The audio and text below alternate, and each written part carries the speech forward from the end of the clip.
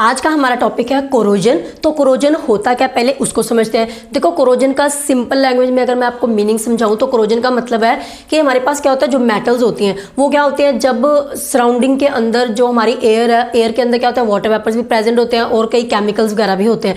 तो जब हमारी मेटल्स क्या होते हैं, उन केमिकल्स के कॉन्टैक्ट में आती है, एयर के कॉन्टैक्ट में आती है, वाटर के कॉन्टैक्ट में आते हैं, तो उसकी वजह से वहां पे होती है रिएक्शंस, और उन रिएक्शंस की वजह से जो हमारी मेटल्स है वो क्या गलनी स्टार्ट हो जाती है, गलने लग जाती हैं, और गलते गलते हमारी मेटल्स क्या हो जाती है, खत्म हो जाते हैं, और उसी को हम लोग क्या बोलते हैं, कोरोजन। तो कोरोजन क्या होता है, मेटल्स का गलना, किसकी वजह से, जब वो कॉन्टैक्ट में आती हैं एयर के, वाटर के और कोई भी केमिकल्स वगैरह के कॉन्टैक्ट में। ठीक है, तो डेफिनेशन क्या है, it is the process in which metals are eaten up slowly. तो ये क्या होता है, मेटल्स आर ईटन अप, क्योंकि खत्म होती जाती है ना slowly, by the action of, किसकी वजह से, किसके एक्शन से, air, moisture and chemicals on their surface. तो मेटल की जो सरफेस है, मान लो ये मेटल है, इसकी सरफेस पे क्या है, इसकी जो सरफेस है वो क्या है, आउटर जो सराउंडिंग है हमारी, उसके अंदर क्या एयर भी प्रेजेंट है, मॉइस्चर भी प्रेजेंट है, केमिकल्स भी हैं।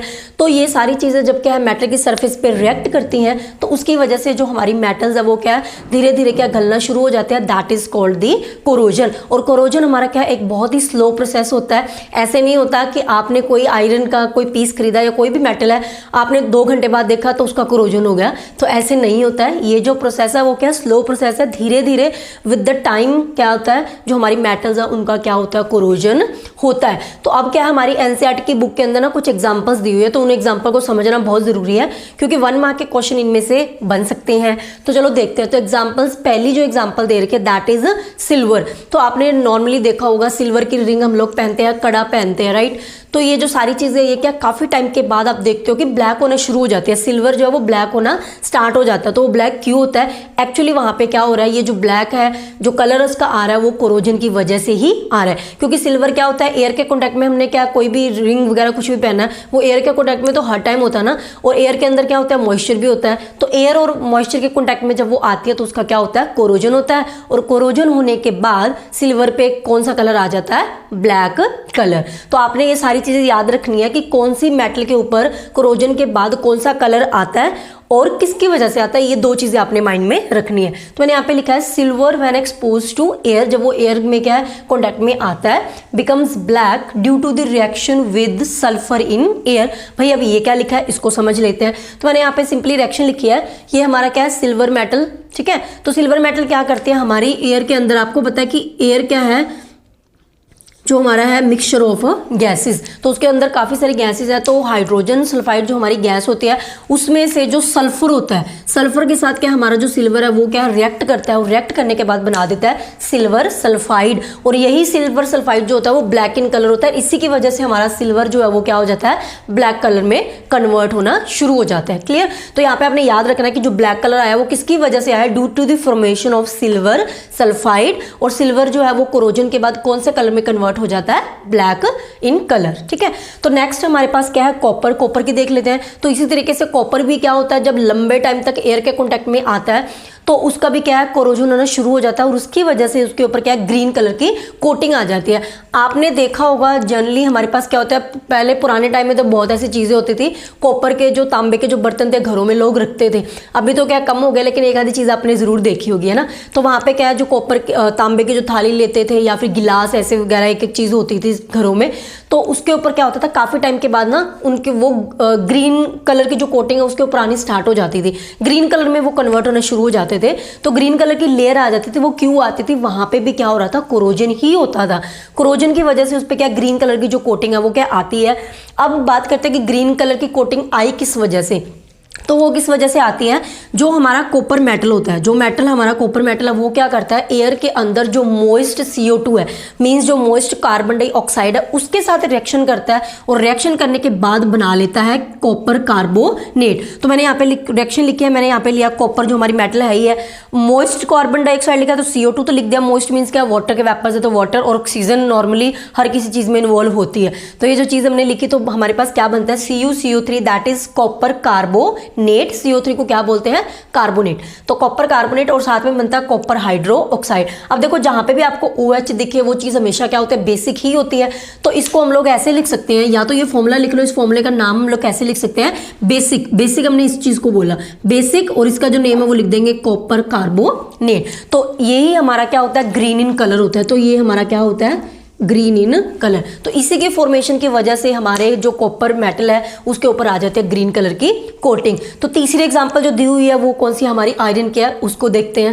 तो आयरन के अंदर हमारे पास क्या लिखा हुआ है, iron when expose to air for a long time, जब क्या है लंबे टाइम तक आयरन का एयर के कॉन्टेक्ट में आता है, gains a coating of A brown flaky substances called the rust. तो ये भाई आप सब लोगों ने घर में देखा है, लोहे को जंग लगते हैं, आप सबने देखा है कि जब क्या होता है हमारा जो आयरन है वो क्या है एयर के कॉन्टेक्ट में और वाटर के कॉन्टेक्ट में आता है, तो क्या होता है उसके ऊपर क्या ब्राउन कलर का जो मटीरियल है वो डिपॉजिट होना शुरू हो जाता है, मीन्स हमारा जो लोहा है वो गलना शुरू हो जाता है, और उसी को हम लोग क्या कहते हैं, कोरोजन। वही हमारा कोरोजन है, ठीक है। तो यहाँ पे क्या गेन्स और कोटिंग ऑफ, मैंने यहाँ पे लिखा है ब्राउन फ्लेकी सब्सटेंसेस। पहली बात तो ये कि फ्लेकी का मतलब क्या होता है, फ्लेकी का मतलब ये होता है कि लेयर्स में होना। आपने देखा ना जो आयरन होता है जब उसके ऊपर क्या है, ये जो उसका जो उसको जंग जब लगता है, उसका कोरोजन जब होता है, ठीक है, तो उसके ऊपर क्या लेयर्स बन जाते हैं ऐसे ब्राउन कलर की, मतलब पेपड़ी बन के उतरती रहती है वो चीज। तो उसको बोला है यहाँ पे ब्राउन फ्लेकी सब्सटेंसेस, क्योंकि वो क्या था, फ्लेकी सब्सटेंसेस तो लेयर्स होते हैं जो उतरती रहती हैं। एक लेयर उतरेगी, फिर आयरन जो फिर से रिएक्ट करेगा, फिर लेयर उतरेगी, इस तरीके से हमारा पूरा आयरन क्या हो जाता है, खराब हो जाता है। तो सब्सटेंसेस कॉल्ड दी रस्ट, और इसी को हम लोग क्या, ब्राउन फ्लेकी जो सब्सटेंसेस होते हैं इसको हम लोग क्या बोलते हैं, रस्ट बोलते हैं। रस्ट का जो केमिकल फॉर्मूला होता है वो क्या होता है, Fe2O3.XH2O। अगर आपने पहली बार देखा तो थोड़ा सा फॉर्मूला अजीब लगेगा, लेकिन एक दो बार आप लिख के देखोगे तो नॉर्मल हो ही जाएगा, है ना। तो यहाँ पे क्या Fe2O3.XH2O। पहली बात तो ये कि यहाँ पे X का मतलब क्या है, X का मतलब ये है यहाँ पे कि देखो वाटर के मॉलिक्यूल्स तो होते हैं इसके अंदर, लेकिन जो X है वो क्या नंबर ऑफ मॉलिक्यूल्स को रिप्रेजेंट कर रहा है। यहाँ पे क्या होता है, जो वाटर मॉलिक्यूल्स होते हैं ना उनके जो नंबर है वो फिक्स नहीं है, ये वेरी होते रहते हैं, कभी कितने वाटर मॉलिक्यूल्स है, कितने भी यहाँ पे आ सकते हैं, इसीलिए हमने यहाँ पे लिखा है X। X मीन्स क्या, नंबर ऑफ वाटर मॉलिक्यूल्स। और यहाँ पे क्या Fe2O3, तो इसका जो नेम है वो क्या, हाइड्रेटेड फेरिक ऑक्साइड। ये हमारा क्या है, फेरिक ऑक्साइड Fe2O3। तो फेरिक ऑक्साइड क्योंकि यहाँ पे वाटर है तो हमने लिख दिया हाइड्रेटेड फेरिक ऑक्साइड। या तो आप इसको रस्ट को ये नाम दे सकते हो, या फिर इसको एक और नाम से लिखा जाता है, दैट इज दी हाइड्रेटेड, तो वाटर की वजह से आए। फेरिक ऑक्साइड की अगर आपको नहीं याद रहता तो आप सिंपल लिख दो हाइड्रेटेड आयरन। यहाँ पे क्या है, जो हमारा आयरन, आपको पता ना ये जो फॉर्मूला वो कैसे बना, Fe2O3 कैसे बना, क्योंकि यहाँ पे क्या था +3 और यहाँ पे क्या था -2 क्रॉस करके हम लोग फॉर्मूला बनाते थे। तो दैट मीन्स जो हमारा आयरन है वो कौन से स्टेट में, +3 ऑक्सीडेशन स्टेट में है। तो हमने लिख दिया हाइड्रेटेड आयरन, रोमन नंबर्स में हमने लिख दिया 3 एंड साथ में आ गया ऑक्साइड। तो इस तरीके से भी आप क्या लिख सकते हो, ये होता है हमारा रस्ट का फॉर्मूला। अब यहाँ पे बात आ गई, जो आयरन है वो क्या हमारे लिए सबसे इंपॉर्टेंट है, क्योंकि ये जो मेटल है ना वो क्या होते हैं, वाइडली यूज्ड मेटल है, इसको हम लोग इतना ज़्यादा यूज़ करते हैं ना अपनी डे टू डे लाइफ के अंदर, इसलिए हमने क्या आयरन का पूरा डिटेल में हमने यहाँ पे पढ़ना है। तो यहाँ पे क्या होता है, हम बात कर रहे हैं कोरोजन की। देखो हमारे पास क्या होता है, जो आयरन का जो कोरोजन होता है ना, corrosion of iron, specially iron के कोरोजन को हम लोग बच्चों क्या बोलते हैं, रस्टिंग। क्या बोलते हैं, रस्टिंग। ये हमने फर्स्ट चैप्टर के अंदर भी डिस्कस करा था, लेकिन वहाँ पे इतना डीप में नहीं किया था, लेकिन मैंने आपको बताया था। देखो रस्टिंग वर्ड जो है वो सिर्फ और सिर्फ हम लोग किसके लिए यूज करेंगे, आयरन मेटल के लिए ही यूज करेंगे। और भी बहुत सारे मेटल जैसे हमने अभी डिस्कस किया, सिल्वर और कॉपर, उनके कोरोजन को हम लोग रस्टिंग नहीं बोल सकते हैं। हम लोग रस्टिंग वर्ड सिर्फ और सिर्फ यूज करते हैं किसके कोरोजन के लिए, आयरन मेटल के कोरोजन के लिए। तो ये आपने जरूर ध्यान रखना है, इसीलिए रस्टिंग है, इसीलिए हमने यहाँ पे इसको बोला रस्ट। तो रस्टिंग में क्या होता है, जो रस्ट बनता है जिसका फॉर्मूला ये है, तो यहाँ पे इसीलिए रस्ट वर्ड यहाँ पे आया, ठीक है। तो अभी आगे क्या, एक एक्टिविटी हमारी बुक के अंदर दी हुई है कि कौन सी ऐसी कंडीशंस है। ये तो हमने एग्जांपल्स देख ली कि भाई डिफरेंट मेटल्स का हमें पता है कि कोरोजन होता है, और इस तरीके से कोई चीज किसके कांटेक्ट में आने की वजह से उसके ऊपर कोई ना कोई कोटिंग आ जाती है और उसका कोरोजन जो होना शुरू हो जाता है। अभी हमारे पास क्या है, एक हमने ये देखना है कि कौन सी कंडीशंस नेसेसरी होती हैं, कौन सी ऐसी कंडीशंस है कि जब वो कंडीशंस होगी तभी मेटल का कोरोजन होगा, अगर वो कंडीशंस ना हो तो कोरोजन नहीं होगा। तो उन कंडीशंस को हमने आइडेंटिफाई करना है, इसके लिए हमारी बुक के अंदर दी हुई है एक एक्टिविटी। तो चलो जल्दी से देखते हैं उस एक्टिविटी को। तो यहाँ पे क्या एक्टिविटी है, 3.14 बुक के अंदर हमारी दी हुई है। तो इसके अंदर क्या हमने लेनी है 3 टेस्ट ट्यूब्स, तीनों टेस्ट ट्यूब को हमने naming they the A, B and C। तो यहाँ पे क्या है, हम लोग एक्सपेरिमेंट ये क्यों कर रहे हैं, हम लोग ये चेक करना चाहते हैं कि जब आयरन को रस्ट लगता है, रस्टिंग होती है आयरन की, तो किन कंडीशंस के अंडर होती है, हमें फाइंड आउट करनी है necessary conditions for the rusting of iron. ठीक है, तो ये काम हमने करना है, इसीलिए हम लोग ये क्या एक्सपेरिमेंट करके देख रहे हैं। तो यहाँ पे क्या हमने टेस्ट ट्यूब जो हमारी ए है, इसके अंदर हमने क्या तीनों के अंदर ही, इनफैक्ट ए बी एंड सी के अंदर तीनों के अंदर हमने क्या आयरन नेल्स मींस लोहे की जो कील होती है वो हमने क्या दो दो तीनों के अंदर ही रख दी। ठीक है, तो दो तीन कितनी भी रख सकते हो, मींस आयरन की नेल्स को हमने क्या तीनों टेस्ट ट्यूब के अंदर रखना है, रख दिया जी। अब हमने क्या करना है, जो टेस्ट ट्यूब हमारी ए थी इसके अंदर हमने क्या करा, सिंपल वाटर जो नॉर्मली हमारा टैप वाटर होता है हमने क्या वो इसके अंदर डाला, और आयरन नेल तो ऑलरेडी इसके अंदर थी तो वाटर इसके अंदर हमने क्या डाल दिया। तो यहाँ पे क्या है, वाटर भी है, वाटर के अंदर ऑलरेडी हमें पता है कि पानी के अंदर क्या होती है, जो गैसेज है वो ऑलरेडी क्या होता है, डिजोल्व होती है। एयर पानी के अंदर ऑलरेडी डिजोल्व फॉर्म में होती है। तो यहाँ पे जो वाटर है उसके अंदर क्या एयर भी प्रेजेंट है, और ऊपर भी हमारी क्या एयर देखो हर जगह प्रेजेंट होती है। तो एयर खाली टेस्ट ट्यूब के अंदर भी एयर क्या है ऑलरेडी प्रेजेंट है। तो हमने ऊपर से लगा दिया, इसके कॉर्क ढक्कन लगा दिया, बंद कर दिया।